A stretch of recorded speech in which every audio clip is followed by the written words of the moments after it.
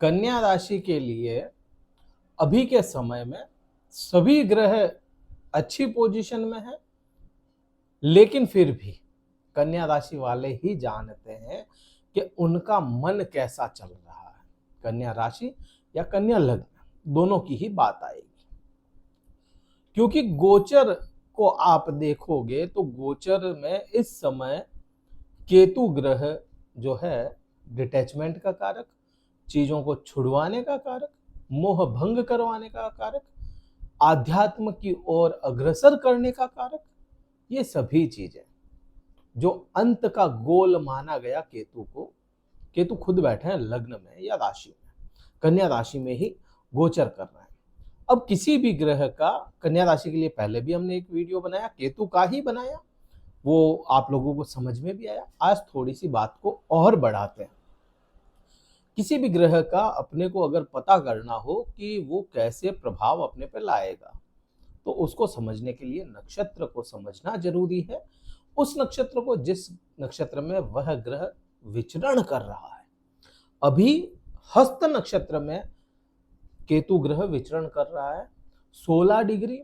16 degree मतलब पूर्ण बलवान अवस्था, या जो कहे ना अपन जवानी का वेग, उसमें अभी केतु चल रहा है। पूर्ण बल है उसके पास में, 100% क्षमताएं हैं। हस्त नक्षत्र है, मध्यम है, ठीक है, हस्त नक्षत्र का मध्य चल रहा है। हस्त नक्षत्र जो होता है, इसके स्वामी चंद्रमा होते हैं। चंद्रमा के साथ में व्यवहार देखना पड़ेगा कन्या राशि का और केतु का। कन्या राशि का अगर व्यवहार देखो तो कन्या के स्वामी बुध ग्रह, और बुध का बिल्कुल भी अच्छा व्यवहार नहीं है चंद्रमा के साथ में। केतु के साथ में अच्छा है, और केतु का व्यवहार बिल्कुल भी चंद्रमा के साथ में अच्छा नहीं है। तो मतलब यहाँ पे क्या हुआ? मतलब यही हुआ कि केतु ग्रह जो है वह अपनी फेवरेबल पोजीशन में नहीं है, वह अपने कहें कि कंफर्ट जोन में नहीं है। तो केतु के प्रभाव थोड़े से हल्के से बुरे हो जाते हैं। अब राहु की बात करोगे ना, तो राहु बड़ी अच्छी पोजीशन में है आपके।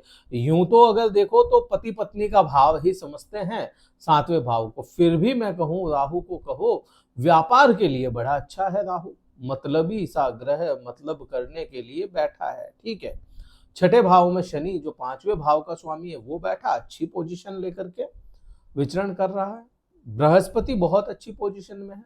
फिर भी यहाँ पे बात करें ना केतु की, तो कन्या राशि वाले जातकों का मन ही जानता है कि मन ही मन क्या स्थितियां हैं। तो सब चीजें दिखेगी, सब लोग देखेंगे कि हाँ बहुत अच्छा है इसका तो, लेकिन अंदर से घुटन जो हो रही है ना, वो केतु ला रहा है। अब यहाँ पे इसके प्रभाव समझ लो, क्योंकि लग्न में ही है ये, क्योंकि राशि में ही है ये, तो यहाँ पे केतु जो है बहुत अच्छे परिणाम नहीं है, और यह मन को खराब करेगा। मन को खराब करेगा, कहीं पर भी बैठने नहीं देगा शांति से। बैठे बैठे सभी चीजें सही भी दिख रही है ना, फिर भी बैठे बैठे शंकाएं लेकर के आएगा मन में। फिर भी बैठे बैठे ही है ना, एकदम से मन उचाट हो जाए, मन खराब हो जाए, बहुत स्थितियां अच्छी ना रह पाए।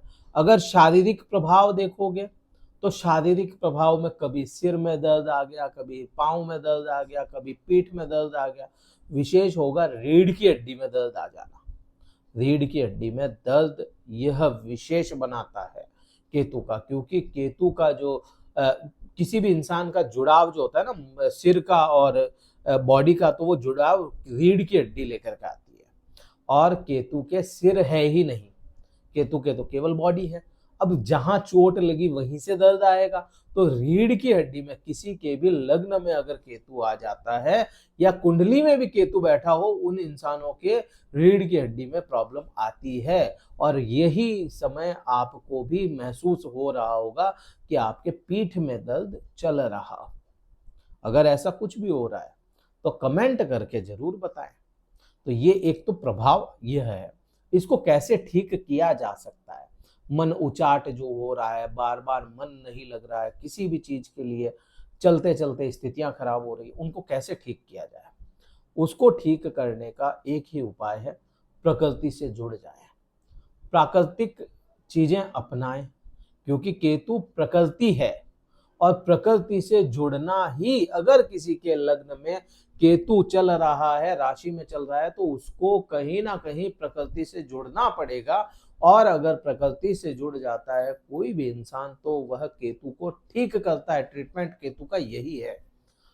आप अगर बहुत ज्यादा प्राकृतिक जगहों पे नहीं जा पाते, देखिए हर किसी की स्थिति नहीं होती कि वह घूमने फिरने जाए, पहाड़ों की सैर करने जाए, नहीं है स्थिति अगर किसी की, हर किसी की नहीं होती है और ये सही बात है। तो वह प्लांटिंग करे, पेड़ पौधे लगाए, अपने घर पे लगाए, आसपास में लगाए, पेड़ लगाएं। पेड़ नहीं लगाने की जगह है तो छोटे गमलों में पौधे लगाए, गार्डनिंग करें। थोड़ी सी मिट्टी जो होती है ना, मिट्टी प्रकृति है, मिट्टी को अपने हाथों से ही वह करे। जो गार्डनिंग करते हैं हाथों से मिट्टी को किया, अपने हाथों पे मिट्टी लग जाए, तो यह बहुत अच्छा उपाय है आपके केतु को ठीक करने का, जब यह लग्न में है और लग्न के बुरे प्रभाव अगर ला रहा है। अब केतु यहाँ से केवल लग्न पे तो है नहीं कि भाई केवल लग्न के ही या केवल राशि के ही प्रभाव लाएगा। केतु प्रभाव और भी लाता है। केतु ही नहीं, सभी ग्रह अपनी दृष्टियों में प्रभाव लाते हैं। अब अपनी दृष्टियों में प्रभाव ला रहे हैं तो केतु, राहु और बृहस्पति, इन सभी ग्रहों, इन तीनों ही ग्रहों के पास में एक समान दृष्टियां हैं। सभी की नहीं, इन तीनों ग्रहों के पास में। अब केतु की जो है 5वीं, 7वीं और 9वीं दृष्टि होती है। राहु और बृहस्पति की भी 5वीं दृष्टि आपके पंचम भाव पे चली जाती है। पंचम भाव बहुत विशेष तो सभी है, सभी के प्रभाव अच्छे होते हैं, लेकिन पंचम भाव जो है वह अगर डिस्क्राइब करना चाहें पंचम भाव को, तो वह प्रेम का संबंध है, लव रिलेशन है आपका। पंचम भाव आपका संतान है, पंचम भाव आपका ज्ञान है, पंचम भाव ही आपकी इच्छाओं की जो पूर्ति होती है, इच्छा जैसे पूर्ण करनी है तो इच्छाओं की पूर्ति यहीं से देखी जाएगी। इच्छा है कोई काम करने की तो वो पूरी होगी नहीं होगी, वह सभी यहीं पे देखी जाती है। अब केतु का संबंध क्या होता है, अब इनको देखो। केतु क्या है? छुड़वाने का कारक, डिटैचमेंट का कारक, मोह भंग करवाने का कारक, अलगाव लाने का कारक। तो यहाँ पे केतु जितना ज्यादा बलवान होता चला जाएगा, प्रेम संबंधों में या प्रेमी जोड़ों में अलगाव लेकर के आएगा। प्रेम संबंधों में, संतान के साथ में, संतान कंसीव नहीं हो पा रही हो, ये भी बनता है। संतान कंसीव नहीं कर पा रही हो, ये भी एक बहुत बड़ा यहाँ पे बनता है। अब इसको भी ठीक करने का मैं बताऊंगा आगे कैसे करना है। या संतान हो गई तो संतान कहा ना माने, संतान खुद परेशान रहने लग जाए जिससे आप परेशान हो, चाहे स्त्री हो पुरुष हो, संतान तो सभी को प्यारी होती है। वह अगर कहना नहीं मानेगी या सही रास्ते पे नहीं होगी तो परेशानियां देखने को मिलेगी। ज्ञान, जो विद्यार्थी लोग हैं उनका पढ़ाई में मन ना लगे, तो ये भी एक बहुत बड़ी चीज हो जाती है ना। ज्ञान शिक्षा नहीं ले पा रहे हैं या उसमें बार बार ड्रॉप कर जा रहे हैं, तो वो भी चीजें हैं। कई लोगों की तो शिक्षाएं छूट गई होगी इस समय में, तो ये भी होता है। अब यहाँ पे इच्छा की बात करोगे तो इच्छा बहुत बन गई किसी काम करने को, स्थितियां भी बहुत अच्छी बन गई, पैसा भी आ गया कि भाई ये चीज, एक सपोज अपन एक उदाहरण लेते हैं कि मुझे ये पेन खरीदना है, पेन खरीदने के लिए मेरे पास में पैसा है, पेन खरीदने के लिए सभी साधन मेरे पास में है, लेकिन इच्छा ही नहीं हो रही कि मैं शॉप पे जाऊं और इस पेन को खरीद के ले आऊं, तो नहीं हुई ना, इच्छा पूर्ति तो नहीं हुई। साधन बनने से क्या होता है, इच्छा पूर्ति भी तो होनी चाहिए ना, तो वो चीजें यहाँ पे बनती है। अब इसी को अपन अगर देखें, तो इसी को दूसरे एंगल से देखें कि भाई ये चीजों में डिटैचमेंट करवा रहा है केतु, दूसरा एंगल क्या बनता है? दूसरा एंगल बनता है बृहस्पति का। बृहस्पति की 9वीं दृष्टि 5वें भाव पर आए।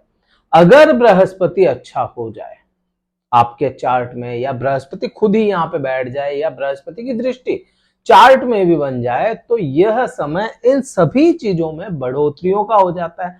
बृहस्पति संतान का सुख दिलाता है, बृहस्पति प्रेम का सुख दिलाता है, बृहस्पति सभी चीजें दिलवाता है। अब क्योंकि यहाँ पे आपको मैंने प्रकृति से जुड़ने का बताया, यहाँ पे प्रकृति को जुड़ने का बताया, और यहाँ का उपाय क्या किया जाए कि यहाँ जो प्रॉब्लम्स है इन चीजों से कम कर दी जाए, इन चीजों की प्रॉब्लम कम हो जाए आपको, तो यहाँ आपको बृहस्पति के उपाय करने चाहिए। बृहस्पति के उपाय क्या होगा? बृहस्पति का बीज मंत्र करना, क्योंकि बृहस्पति आपके चतुर्थ भाव और सप्तम भाव का स्वामी है, तो यह आपके लिए मित्र संबंध बनाता है। तो यहाँ बृहस्पति के उपाय करना ही बहुत अच्छा हो जाएगा। अब बात सप्तम दृष्टि की करोगे तो सप्तम दृष्टि में राहु के परिणाम तेज रहेंगे। राहु क्योंकि बलवान भी है, जितना बलवान केतु है उतना ही तो बलवान राहु है, उतना ही, क्योंकि 180 डिग्री पे बैठा है। एक छोर राहु ने पकड़ा, एक छोर केतु ने पकड़ा, संबंध तो बराबर से हैं इनके पास में, बल बराबर सा है, तो इसका प्रभाव राहु का तेज रहेगा यहाँ पे। तो राहु के वीडियो आप देखेंगे, इससे पहले जो कन्या राशि का जो भी इससे पहले का वीडियो है वो देखेंगे, राहु वाला समझ में आ जाएगा कि क्या परिणाम है उसके और कैसे दे रहा है वो। नौवीं दृष्टि की बात करते हैं। नौवीं दृष्टि में बृहस्पति बैठे हैं।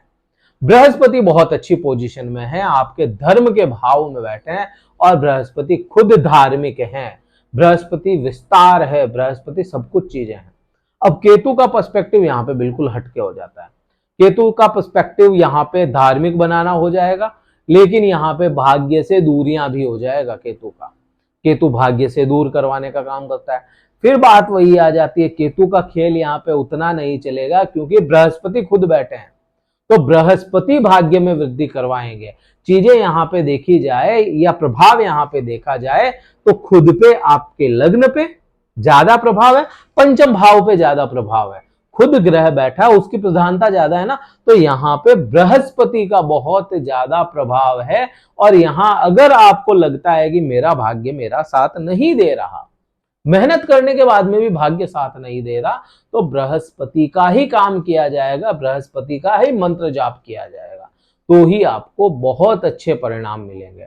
और एक है ना, जितने भी रेमेडीज हैं या जितने भी उपाय हैं उन सबकी एक ही चाबी है, वह है आप अपना चार्ट देखें, अपने चार्ट में आप चेक करें कि किस ग्रह की महादशा चल रही है।